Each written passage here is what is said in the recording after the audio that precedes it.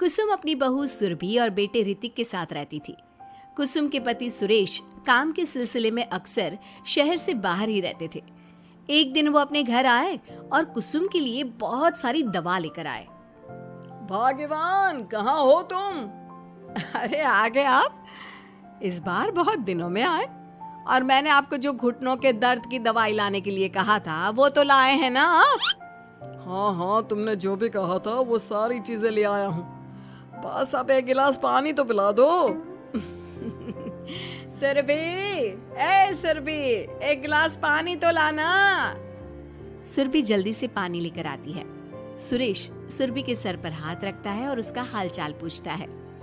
बहू, ये तुम्हारी सास के लिए मैं कुछ दवाई लाया था। तुम देख लो ये दवा। तुम्हारी सास तो है बुलक्कड़, किसी और दवाई की जगह कोई और दवाई खा लेगी तो लेने के देने पड़ जाएंगे। सुरेश एक एक करके सुरभि को दवाई बताने लगा। देखो, ये घुटने के दर्द की दवा है। यह घुटनों के दर्द के लिए मालिश का तेल है। रोज रात को मालिश करनी है इससे। ये बीपी की दवा और ये कमर दर्द की। एक दवाई की शीशी हाथ में लेकर कहते हैं, लेकिन ये दवाई किस चीज की है? लगता है मेडिकल वाले ने गलती से दे दिया। सुरेश कुछ दिन अपने घर वालों के साथ रहता है और फिर शहर से बाहर चला जाता है। सुरभि रोज अपनी सास को दवाई दे देती है, लेकिन एक दिन वो घर के काम में बहुत व्यस्त होती है और अपनी सास को दवाई देना भूल जाती है। लगता है सुरभि को आज बहुत ज्यादा काम है। चलो कोई बात नहीं, मैं खुद ही दवा ले लेती हूँ।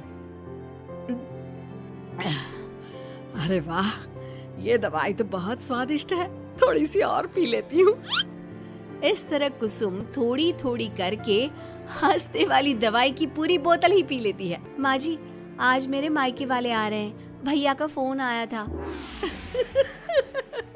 क्या कहा, मायके वाले? अरे तो तू यहाँ क्यों खड़ी है? खाने में कुछ अच्छा सा बना ले। माँ जी, आप इतना हंस क्यों रही हो? आप मेरे मायके वालों का मजाक तो नहीं बना रही हो ना? नहीं नहीं नहीं, मैं कहाँ मजाक बना रही हूँ।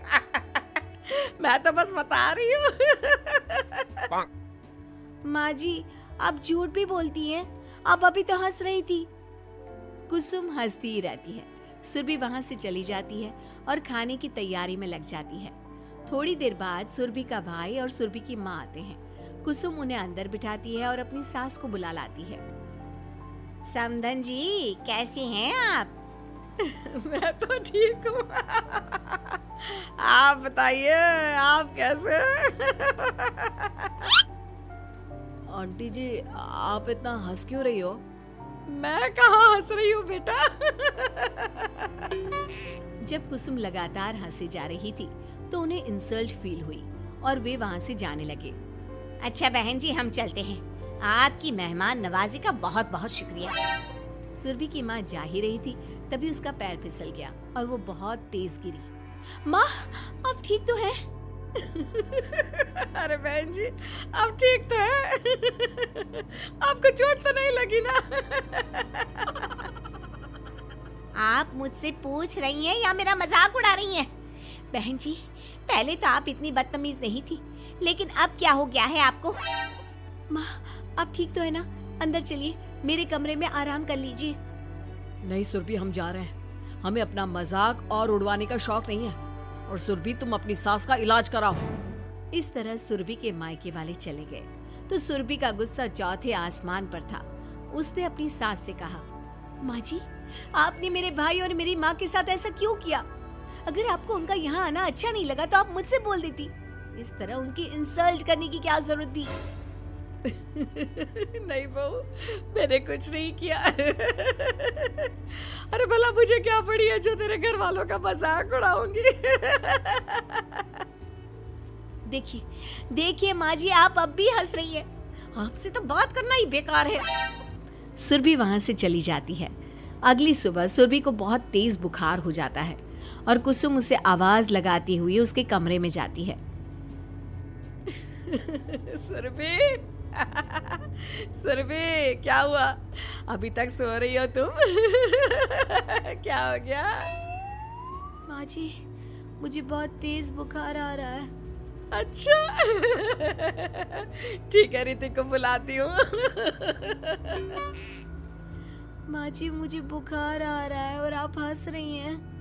अरे नहीं बहू, मैं कहाँ हंस रही हूँ। वो तो मेरी हंसी रोक ही नहीं रही है। माँ जी जब आपकी तबीयत खराब होती है तो मैं आपका कितना ख्याल रखती हूँ और आप मुझ पर हंस रही हो। चले जाओ आप यहाँ से। बहू सुन तो सही। नहीं माँ जी आप जाओ यहाँ से। अब तो आपके बेटे ही आपसे बात करेंगे और मैं पापा जी को भी बताऊंगी कि आजकल आप क्या कर रही हैं। जब ऋतिक घर आया तो सुरभि ने उसे सारी बात बताई। मुझे तुम्हारी बात पर विश्वास नहीं हो रहा। माँ तो तुमसे बहुत प्यार करती है, फिर वो तुम्हारा और तुम्हारे घर वालों का मजाक क्यों उड़ाएंगी? खैर अभी छोड़ो इस बात को, अभी तो तुम मेरे साथ चलो, तुम्हारी दवाई ले आते हैं। कुछ दिन में सुरभि ठीक हो गई। एक दिन ऋतिक को पता चला कि उसकी मौसी के बेटे राहुल की तबीयत बहुत खराब है, तो वो अपनी माँ और पत्नी को लेकर हॉस्पिटल पहुंचा। मौसी जी कैसे हैं राहुल भैया? बेटी, इतने दिन हो गए मेरे राहुल को बीमार हुए, लेकिन उसकी तबीयत में कोई सुधार नहीं आ रहा। अरे छोटी, हुआ क्या है राहुल बेटे को? कुछ बता तो सही। माँ आप हंस क्यों रही हो? कहाँ हंस रही हो बेटा? मैं तो अपनी बहन के बेटे के लिए परेशान हूँ। माँ ये क्या तरीका है? रहने दे बेटा, ये तो मैंने सुना था कि मुसीबत में साया भी साथ छोड़कर चला जाता है। आज मैंने देख भी लिया। अरे नहीं बहन, मैंने ऋतिक और राहुल में ना कभी कोई फर्क नहीं किया। फर्क तो दिख रहा है कुसुम दीदी। अगर आपके बेटे की तबीयत खराब होती तो आप ऐसे हंसती क्या? ऋतिक बेटा ले जा अपनी माँ को यहाँ से। ऋतिक बहुत गुस्से में अपनी माँ से बात करने लगा, लेकिन कुसुम तो सिर्फ हंसे ही जा रही थी। ऋतिक ने अपने पापा को फोन करके बुलाया और उन्हें सारी बात बता दी। बेटा तेरी माँ तो अपने घर वालों से बहुत प्यार करती है और वो बहुत समझदार है। वो ऐसी हरकत कभी नहीं कर सकती। जरूर कोई ना कोई बात है। कल मैं उसे डॉक्टर के पास ले जाऊंगा। शाम को खाना खाने के बाद सुरभि कुसुम को दवाई देने के लिए गई तो उसने देखा कि दवाई की वो बोतल तो बिल्कुल खाली थी जो सुरेश गलती से ले आया था। सुरभि ने वो बोतल सबको दिखाई। अरे ये दवाई तो गलती से आ गई थी और मुझे तो पता भी नहीं कि ये किस मर्ज की दवाई है। कुसुम क्या तुमने ये दवाई पी थी? हाँ जी, एक दिन जब बहू काम में लगी थी ना तो मैंने ये दवाई पी कर देखी थी। मुझे दवाई बहुत स्वादिष्ट लगी तो मैंने सारी पी ली। माँ आपको दवाई स्वादिष्ट लगी? अरे आप भी बच्चों जैसी बात करती हो। ऐसे कोई भी दवाई नहीं पीनी चाहिए, इससे कोई बड़ा नुकसान भी हो सकता है। मैं अभी डॉक्टर से पूछ कर आता हूँ। ऋतिक डॉक्टर के पास गया और कुछ देर में वापस घर आकर सबको बताया। माँ ने जो ये दवाई खाई है ना, ये हंसने वाली दवाई है और माँ ने एक साथ बहुत मात्रा में दवाई खाई है तो इसका असर थोड़े समय तक तो रहेगा। उसके बाद माँ बिल्कुल ठीक हो जाएगी। अच्छा हुआ जो तू डॉक्टर से पूछ कर आया, नहीं तो हंसते हंसते मेरा पेट ही दुख गया है। तुम जब तक पूरी तरह ठीक नहीं हो जाती घर पर ही रहना, और घर पर कोई मेहमान आए तो उससे बात मत करना। आप ठीक कह रहे हो, मैं ऐसा ही करूंगी। अब मैं बिल्कुल हंसूंगी। कुसुम की बात सुनकर सभी हंस पड़े।